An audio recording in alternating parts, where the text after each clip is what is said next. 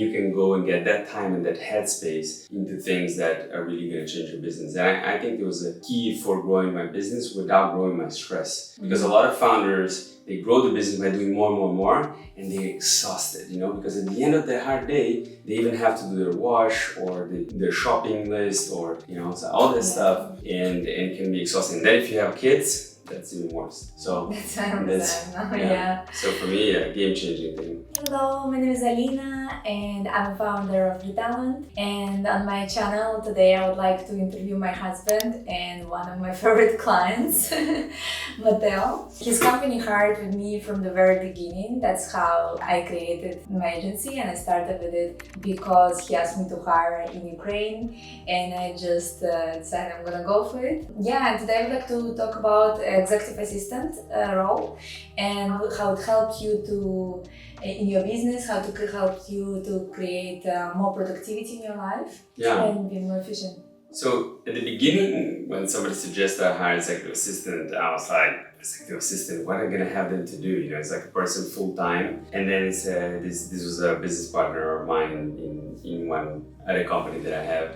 And he was like, yeah, well, a lot of my friends that are getting executive assistant, they see it's the best thing. And, worst case scenario, it doesn't work out. But then when I hired an executive assistant, it was just night and day. Like, I actually hired an executive assistant and a COO at the same time. And the executive assistant helped me reduce the same amount of time of things that I was doing in the business than the COO. And that happens because, of course, there are different levels in terms of the kind of decisions they can make. There's always a lot of little things that you have to do because there's nobody else in the company to do. Bank transfers, for example, it's something a lot of people ask me about. So you can't give all the access to all your banks, the first day you meet someone. You gradually give them responsibility, but after a long time, when you see that a person is really trustworthy and you like them, then what we do is that we have a main bank account, which I still have only access to, but we have a secondary bank account on Revolut Business where my executive assistant has full access admin. It's like 10% of the money of the business is in there at any single time.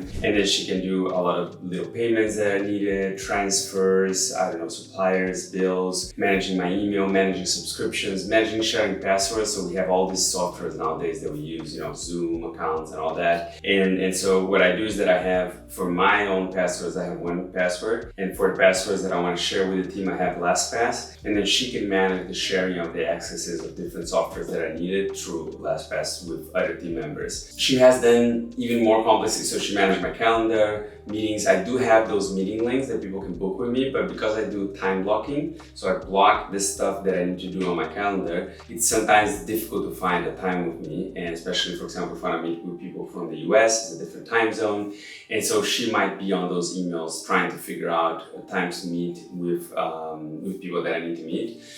She also will check if I have too many meetings, so she goes and manages my calendar. Is there too much in my calendar? Is there too little? We need to change priorities. Sometimes I need to move a meeting that is more important closer, move another farther. She will speak with the different parties, either internally or externally to the company, forwarding things from my email. So I'm an Amazon seller. I receive a lot of emails from Amazon, a lot of them not important, some of them important. She'll ping me if there's any important things on my email. She'll answer any emails that she can answer or forward any emails that she can forward. And then she'll mark, what we call it inbox one, the emails that I need to have a look at. She also bought a company from me once. So she did talk with the due diligence people, check out the numbers, passwords that needed to be transferred, all these kind of things that she was doing for her. She can do so many different things, and it really depends on the assistant. There are assistants at different levels, so it depends on the assistant you want. How did you decide what assistant you want and what you're gonna give them? Like, you definitely didn't know anything of what you know now. Yeah. When you were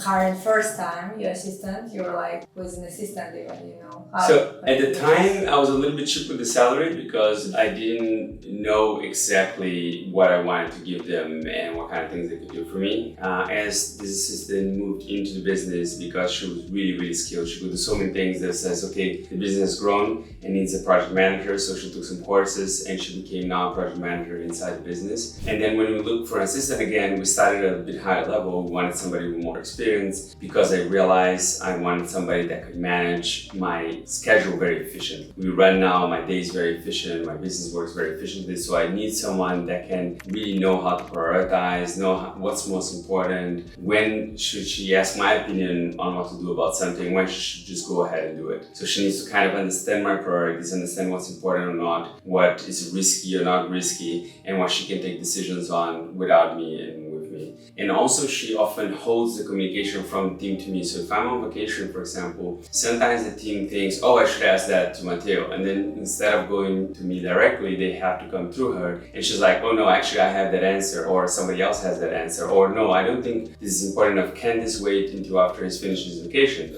And so she really helps check whether they really should reach out to me or they can wait. Yeah, and then how many hours do you think they save you? 5 to 10 hours a week or more? Yeah. So there's an interesting thing about the hours. So most people, when they talk about this, they say, well, you know, if your hour is worth, I don't know, $50, $100, $2,000 an hour, and the assistant hour is like $10 an hour, well, you shouldn't do assistant work because, you know, your hour is worth more, and so you're saving money by having an assistant. Now, that's a great point, but I think a more important point is energy, is the kind of things, for example, that an assistant can do that will remove your energy. You're like, oh my God, I have to do this, I hate doing this.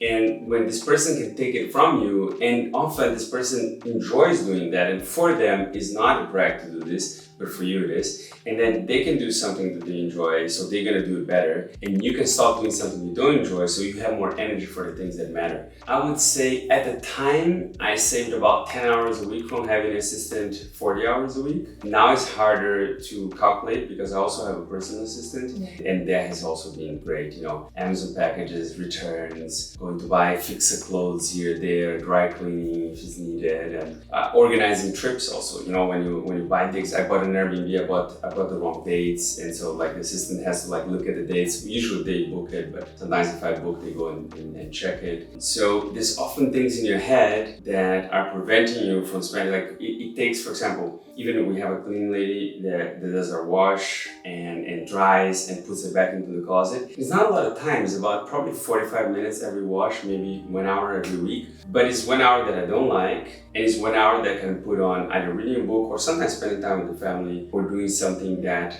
I'm much more valuable to than, for example, doing the wash. That's a great thing about finding the right people that can do that job as they want to do that job. That's the focus to do that job that well. It's not your focus, and you can go and get that time and that headspace into things that are really going to change your business. And I think it was a key for growing my business without growing my stress, because a lot of founders, they grow the business by doing more and more and more, and they're exhausted, you know, because at the end of the hard day, they even have to do their wash or their shopping list or, you know, so all this stuff, and it can be exhausting. Then if you have kids, that's even worse. So that's 100%. Yeah. So for me, a game-changing thing. Yeah, or you can also give your executive assistant some personal assistant tasks, and many don't mind it. It depends on the level of an executive assistant. So many actually prefer it, so they can have a little bit of different tasks.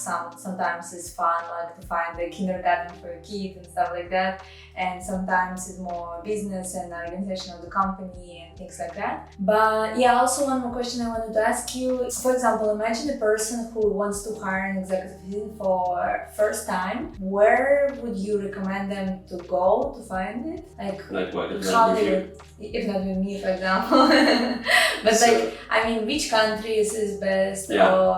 Yeah. So the first thing I'll say that whenever you start hiring in the beginning, you will notice, even if you use a recruitment company. So I use my wife's recruitment company, not because she's my wife, but because they do an excellent work and they found us amazing people. A recruiting company is only part of the solution. Another part is knowing who you want and how much you should pay for that. Because if you want somebody with this skill, but you have this salary, it's just not gonna match. And so some people do it and say, oh, I want that assistant that is like, you know, the most incredible assistant in the world, I want to pay them $1,000 a month. It's like, well, that's going to be hard to, she's not going to be up to your expectations. So you need to adjust expectation with salary. I would suggest somebody in the same time zone. I think Tim Ferriss said once of having somebody in a different time zone, you wake up, everything is solved. I don't like it because sometimes you need some interaction to get some stuff done quickly and to have some stuff done well. It really depends on the things. Some things they can do with like not being on the same time zone, but some things it's really nice to have somebody in the same time zone. So For Europe, Eastern Europe is a great place to hire someone. For United States, Latin America. So yeah, but it really depends. And of course, there's all types of people in all places. So it's about more understanding who do you want, what is the time zone you want them to work in, and then go in and find that person. There are great people everywhere. A recruiting company is important for us. So first of all, they're doing the same. A lot of profiles they do repeatedly the same. So they start seeing more patterns and learning with it and getting better and better and better. If you do it only for the first time, then you might not be as good as them. You also don't have the patience and process to go through so many candidates. It's like a lot of CVs, a lot of checking if they're English at the level that you want or Spanish or whatever language that you need. And all that work that really diminishes, and then you can focus on the work that is really important, which is selecting the final candidate. Do I really match with this person and I'm gonna enjoy working with them? Do I think they can handle the kind of tasks that I have well? And then the other part that is crazy important is training. So an executive assistant doesn't matter how good they cannot come knowing everything from day one. You need to teach them. You need to teach them what is the expectation, what is important for you, what are your priorities, what do you expect from them? And then you need to go and correct and improve those expectations with time and feedback so they have the chance to improve. And then sometimes you didn't hire well, you need to hire again. And if you're hiring for the first time, also be patient and develop that skill. Even if you hire and you say, oh, it is better if I do it myself. Well, if you don't develop the skill to delegate, you'll never be able to scale. Because there is no CEO of the company that just do all their own stuff. They need great people with them. And so you need to figure out how do you find great people, how do you give them clear things to work on, and how do you help them grow. Thank you very much, Matteo. Cool. Great working with you.